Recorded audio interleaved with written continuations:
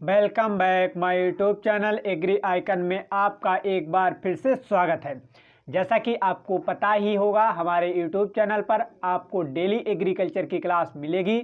जो एग्रीकल्चर की क्लास कराई जाएगी, ये क्लास आईसीआर, वीएचयू व यूपी कैटेड एवं बीएससी एग्रीकल्चर सेमेस्टर परीक्षाओं के लिए बहुत ही महत्वपूर्ण है।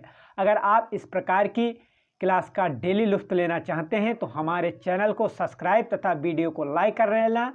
चलो फिर स्टार्ट करते हैं अपने वीडियो को। तो हमारा पहला क्वेश्चन है, निम्नलिखित किस्मों में से धान की कौन सी किस्म डफार्व उत्परिवर्तित है? तो धान की डफार्व उत्परिवर्तन किस्म जो है वो हमारी हो जाएगी जगन्नाथ। क्या हो जाएगी? जगन्नाथ। नेक्स्ट क्वेश्चन, धान की बुआई की बुरकाव विधि की बीज दर कितनी होती है?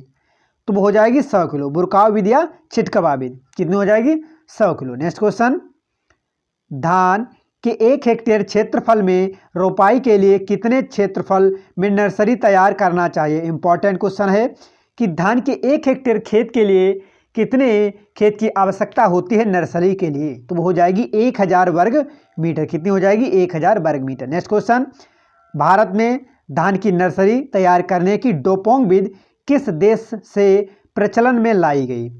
तो जो धान में नर्सरी तैयार करने की एक डोपोंग विधि होती है उसको फिलीपींस से लाया गया था। इस विधि द्वारा धान में मात्र 14 दिन में धान की नर्सरी तैयार हो जाती है। नेक्स्ट क्वेश्चन, ओराइजा सटाइवा में कितने पुंकेसर पाए जाते हैं? यानी धान में पुंकेसरों की संख्या कितनी होती है? तो धान में पुंकेसरों की संख्या होती है 6। कितनी होती है? 6। वहीं हम धान व गेहूं के पूछे जाते हैं पेपरों में, तो धान में 6 और गेहूं में पुंकेसरों की संख्या हो जाएगी 3। क्या हो जाएगी? 3। और गेहूं का बोटकल नाम ट्रिटिकम एस्टिवम हो जाएगा। गेहूं ये ट्रिटिकम एस्टिवम षटगुणित होता है। अगला क्वेश्चन हमारा है, निम्न में से उभयलिंगी पौधा है, यानी उभयलिंगी या मोनोसिस। तो वो हो जाएगा जियामेज। और जियामेज किसे कहते हैं? जियामेज बोलते हैं मक्का को। यहाँ ओराइजा सटाइवा दिया हुआ है, तो ओराइजा सटाइवा धान को बोला जाता है और हर्डियम बेलगेर बोला जाता है जौ को। किसको बोला जाता है? जौ को। नेक्स्ट क्वेश्चन, रेचिस संरचना पाई जाती है। तो जो रेचिस होती है वो गेहूं में पाई जाती है। किसमें? गेहूं में। और गेहूं का बोटकल नेम ट्रिटिकम एस्टिवम होता है। नेक्स्ट क्वेश्चन, डोपोंग विधि में धान की नर्सरी रोपाई के लिए कितने दिन में तैयार हो जाती है? तो वो बताया था अभी 11 से 14 दिन में। यानी जो डोपोंग विधि वो किस देश से लाई गई? वो फिलीपींस से लाई गई। और उसमें धान की नर्सरी कितने दिन में तैयार हो जाती है? तो वो 14 दिन में तैयार हो जाती है। नेक्स्ट क्वेश्चन, धान की रोपाई के कितने दिन बाद प्रोपेनिल या स्टाफ F34 खरपतवारनाशी का प्रयोग करना चाहिए? तो धान की रोपाई के 2 से 4 दिन बाद इस प्रकार के खरपतवारनाशी का हम प्रयोग कर सकते हैं। नेक्स्ट क्वेश्चन, धान के पौधे की प्रारंभिक वृद्धि अवस्था में क्रसेक किस रोग के कारण होता है? तो ये हो जाएगा बैक्टीरियल ब्लास्ट। किसके कारण? Bacterial blast. नेक्स्ट क्वेश्चन हमारा है, किस कीट द्वारा धान का टुंगरो वायरस रोग फैलता है? यानी जो धान का कौन सा कीट ऐसा होता है जिसके द्वारा धान में टुंगरो वायरस रोग जो होता है वायरस के कारण वो फैलता है? तो वो हो जाएगा ग्रीन लीफ हॉपर। क्या हो जाएगा? Green leaf hopper. Next question, धान में डेड हार्ट व हाइट हेड किस कीट के प्रकोप से होता है? यानी धान में डेड हार्ट किसके कारण होता है? तो वो होता है तना छेदक से। ये धान के पौधे को ऊपर से खाता है, इस प्रकार ऊपर से खाता है, तभी इसमें डेड हार्ट उत्पन्न हो जाता है। नेक्स्ट क्वेश्चन की तरफ अगर हम बढ़ते हैं, धान के पौधे के कल्लों में रूपहला, तना या प्याजी पत्ती लक्षण किस कीट के कारण होता है? तो हो जाएगा गाल मिर्च। किसके कारण? गाल मिर्च। नेक्स्ट क्वेश्चन, धान के ग्रासी स्टैंड रोग का वाहक होता है। तो जो ग्रीन लीफ हॉपर होता है वो पहले बताया था टुंगरो वायरस रोग का होता है। यहाँ हो जाएगा ब्राउन प्लांट हॉपर या भूरा प्लांट हॉपर। क्या हो जाएगा? Brown plant hopper. Next question, निम्न में से कौन सा कथन सुमेलित नहीं है? यानी निम्न में कौन सा कथन सही नहीं है? तो चेपा या आरा मक्खी ये सही है। तना छेदक या तना मक्खी ज्वार ये भी सही है, लेकिन ग्रीटल वीटल और ये मक्का में ये नहीं लगता, ये सही नहीं है। तो ये ऑप्शन नंबर 3 सही हो जाएगा। हमारा अगला क्वेश्चन है, निम्न में किस फसल को कैमल क्रॉप या मोटे अनाज वाली फसलों का राजा भी कहा जाता है? तो वो हो जाएगा ज्वार। क्या हो जाएगा? ज्वार। और ज्वार का अगर हम बोटकल नेम की बात करें तो वो होता है सोरगम बाइकलर। क्या होता है? Sorghum bicolor.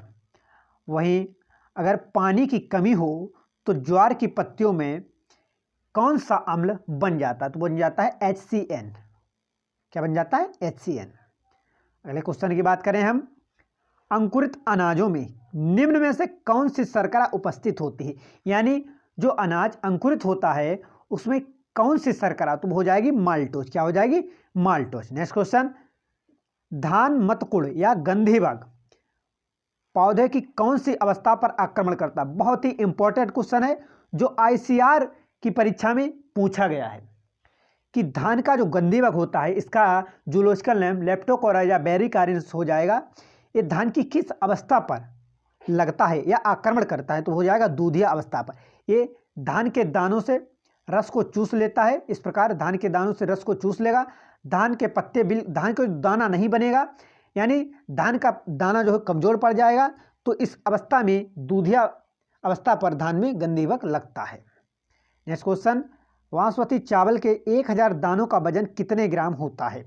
तो जो बासमती चावल के 1000 दाने होते हैं उनका वजन 21 ग्राम होता है। वहीं हम अगर बासमती के अलावा मोटे धान की अगर बात करते हैं तो उनका वजन 25 ग्राम हो जाएगा। कितना हो जाएगा? 25 ग्राम। नेक्स्ट क्वेश्चन, ओराइजा सटाइवा में क्रोमोसोम की संख्या कितनी है? तो ओराइजा सटाइवा में क्रोमोसोम की संख्या हो जाएगी 2n बराबर 24। वहीं अगर हम गेहूं की बात करें तो गेहूं में 42 हो जाएगी। क्या हो जाएगी? 42। वहीं हम अगले धान की बात अगर और करें तो एक क्वेश्चन आता है धान में कि धान के बौनेपन वाला जीन क्या है? कि धान के बौनेपन वाला जीन तो हो जाएगा DG विन। क्या हो जाएगा? DG win.